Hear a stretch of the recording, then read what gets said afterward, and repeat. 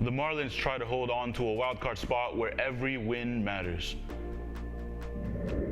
Hurricanes football is shining and the University of Miami looks to make a memorable season. Hello, South Florida. I'm Alfredo Venegas. I'm Melody Huete, and the Sideline starts now.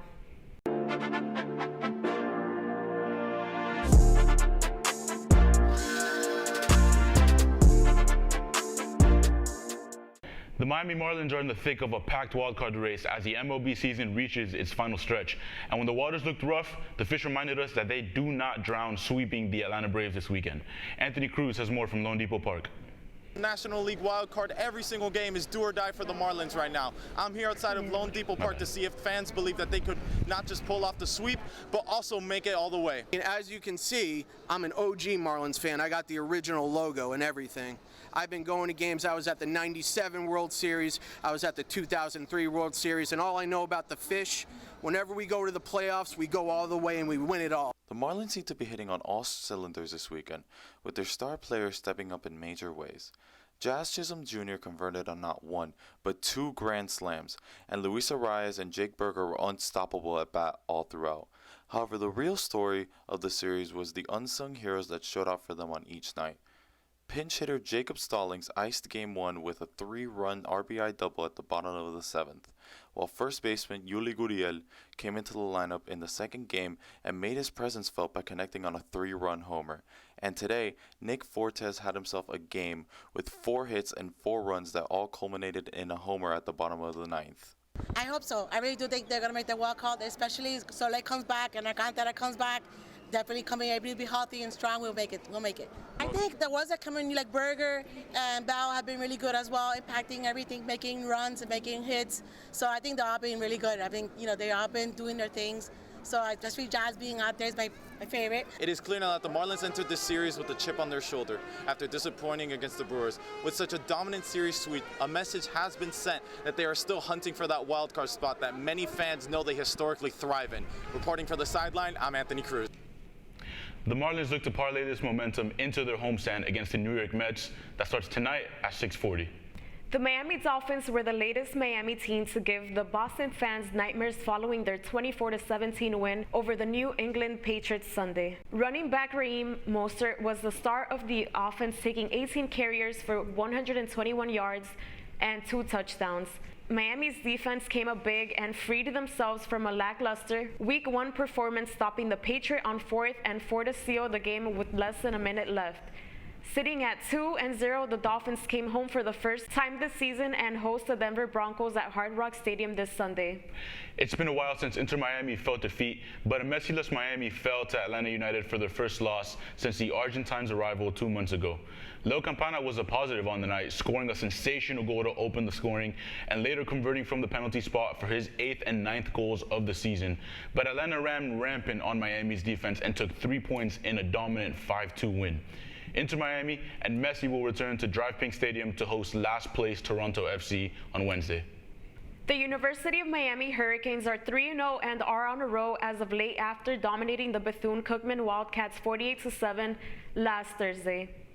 Sideline's Pablo Hernandez dives into the implications of a season that may be worth remembering for the U.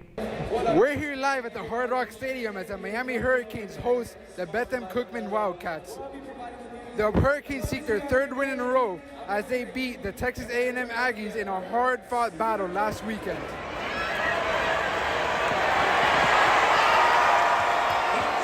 This is the 2nd year of the Coach Mario Cristobal project, and the Hurricanes have looked like a different team for the first 2 weeks of the season.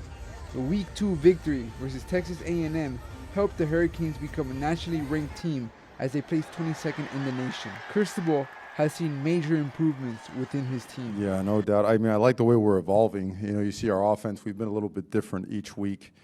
And the more that we can show the ability to run the ball inside and outside, to push the ball down the field, but also stretch it horizontally, I mean, it's hard to defend.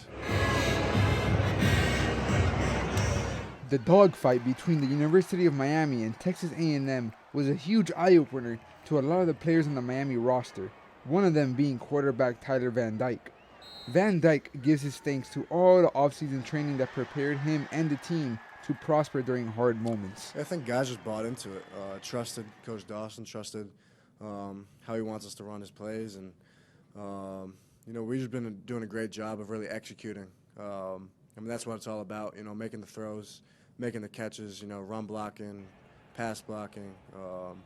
That's what it's about, executing. So, Coach Dawson's been doing a great job of calling great plays and getting us in the right positions at the right times, and all we have to do is execute. So The Hurricanes seek to keep climbing the ladder of the nation ranks as they continue to impress the fans, the opponents, and most importantly, all the doubters that wrote them off before the season even started.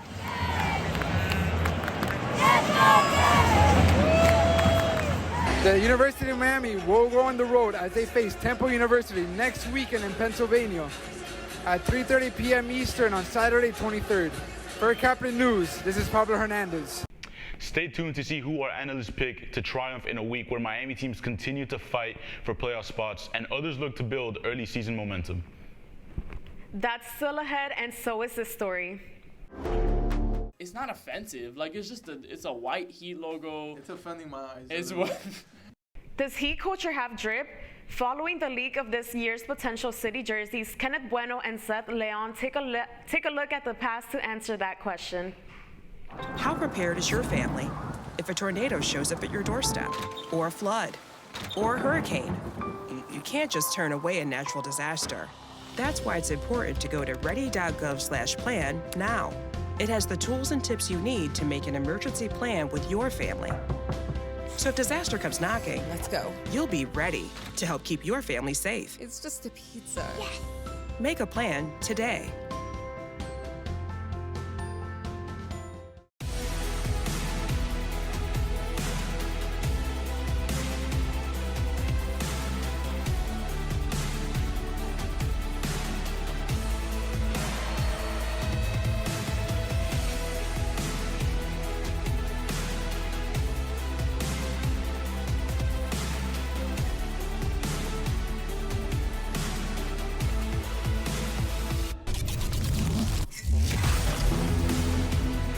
Jordan knows he shouldn't eat this entire bowl of nachos, but tonight he's earned that right. Because a few hours ago, in the middle of happy hour, he recognized a sign. Not from the gods or a bolt of lightning, but from a double heart, a kissy face, and a fourth ha in ha ha ha.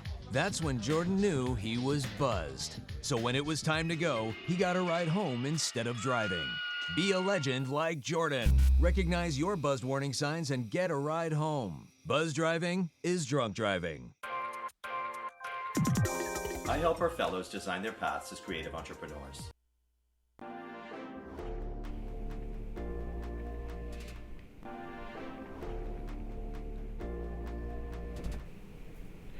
Even when you have a week as successful as South Florida sports has this weekend, you're still going to have things you like and things you didn't like. And with that, we're going to be going over our biggest winners and losers from this weekend, joined by studio analyst Tony Jimenez. Guys, if we're talking biggest winners, I think we have to talk about the Marlins staying alive in the wildcard race by beating the league best record Atlanta Braves. What did you guys think?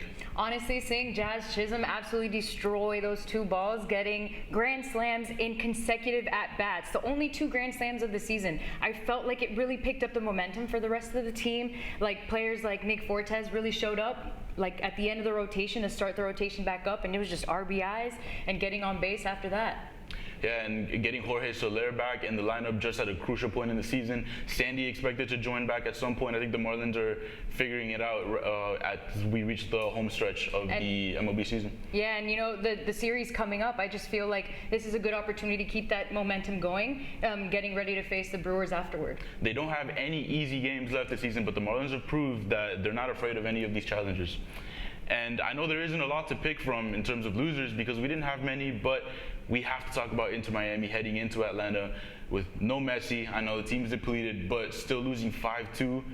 What were your thoughts on that game? Honestly, I don't want to blame anything, but definitely defensively, in the beginning of in the first half, we looked okay up until that one moment. I feel like the momentum of the game really changed once that red card wasn't given, and then after that, the own goal by Miller, and it was a moment where it's just like got the ball rolling in those 9 minutes that really hurt us there. I agree. It was a really ugly final 8 minutes to that half. I still don't think that first goal crossed the goal line, but the ref saw it otherwise. The refs saw it differently than I did, so we're going to have to live with that result. But Messi will be back as Inter Miami faces Toronto, and they look to close out their season in a similar position that the Marlins are too. So we're going to have to look to wait and see. But for now, unfortunately, Inter Miami are our biggest losers this weekend. South Florida teams have a big week of games ahead, so let's make our picks. Games starting with Miami Marlins versus Mets wild card fight. So in this one, I think the Marlins are coming off some big series wins. They've been catching fire as of late. Yeah. So I don't see it any other way. I think the Marlins not only will take the series, but they have to take this in a sweep if they really want to keep hold of that final wildcard spot. And defensively, the bullpen is looking really good. Luzardo had a great game, set 5 innings pitched and everything. So I just really feel that offensively, we just have to look to keep those bats going. Yeah, well, the hitters are catching fire lately. Jake Berger, since his arrival, has been great. Jacob Stallings has been hitting the ball a lot lately, which, who would have seen that coming earlier this season? But I agree. I'm going to go with the Marlins, hopefully in a sweep in this one. Inter Miami CF versus Toronto FC. Again, this is another game I don't see going any other way because they're forced to. Inter Miami are in a very tough spot that they put themselves in, unfortunately, but Messi coming back, playing at home, I don't see us going any other way. I'm going into Miami. I'm also going Inter Miami, and I'm very excited. Hopefully Martinez, he's only 2 goals away from being the fastest player to reach 100 goals, so I really hope to be able to witness that against Toronto at home. Miami Dolphins versus Denver Broncos. The Dolphins are finally coming home for the first time this season, and if there's anything we know about the Dolphins is that they've been able to pull out ugly wins on the road, but everybody's going to play better at home here. They're playing against a team that's 0-2, coming off a bad loss. Again, I don't want to sound biased, but I'm going with the home team again. I agree, and I feel like they're defensive. They're very aggressive, and their offense is very dynamic. So what do you think? I'm also going to be going Dolphins, just simply like you mentioned. It is going to be Dolphins offense versus the Broncos defense, and I really think we have the momentum of the 2-0 versus their tough loss against the Commanders. So I really feel like we're going to have the command on the home field. Yesterday, Tua and Tyreek were kept quiet for the most part, and they still found a way to pull it out. So the Dolphins definitely have different ways to pull out wins against teams like this. Over the last decade, fans have associated the Miami Heat not only with their gritty style of play, but with the colorful and vibrant jerseys the team wears on the court. Kenneth Bueno and Zeth Leon from our sideline crew give their hot takes on the jerseys that drip or drown. Hey everyone, we're going to see which Heat jerseys are the best, which are the worst. I'm here with Zeth Leon, my counterpart. I'm Kenneth Bueno. We're going to see which jerseys from the Heat, at least city jerseys or special edition jerseys that we like, and which ones we'll probably hate. Seth, we'll get started. Let's go with this one. I have no idea what this is called. I don't want to know what it's called. It looks like a disco ball. Yes. I think if you put it in the stadium, like you're just having people on rollerblades like going around. You are not having a basketball game. There's no missing you in that jersey. This jersey, not good. I think F. I think F is a great spot for that jersey. I think we're starting with a stinker. I'm going to be honest. Not that good. Not a great way to start. No. Let's go with the Christmas. We got 2 Christmas jerseys coming up. This is the first one from 2013. Yeah, sleeves are not supposed to be in basketball. No. They just don't. They don't go together. I don't understand what we were doing back then. It's not offensive. Like it's a white Heat logo. It's offending my eyes. This might be one of the best Vice jerseys that they ever wore. And then they did the whole license plate thing. Yeah. They did the whole fire. D Wade in that jersey just looks so good, bro. Yeah. The Miami Vice Versa. This is the last one they wore before they switched it up and had to do something else. I hated this jersey, honestly. When I first saw it, I was like, this is awful. Like, what kind of gradient were they doing here? But over time, it grew I kind of fell in love with it. I first saw it, I'm like, no. They kind of grew on me a bit too. I think I would put them in A. See, this is not full pink. I can live with this, It's half pink. It's half pink. We do the mesh there with the gradient. All right, final jersey. This is the most recent city jersey. This is the Miami mashup. Personally, I would put it in S tier. It's one of my favorite jerseys. You can't live with that in B tier. You know what? It's hurting your heart a little bit. It's a B tier. It's a B tier. Fine. B tier.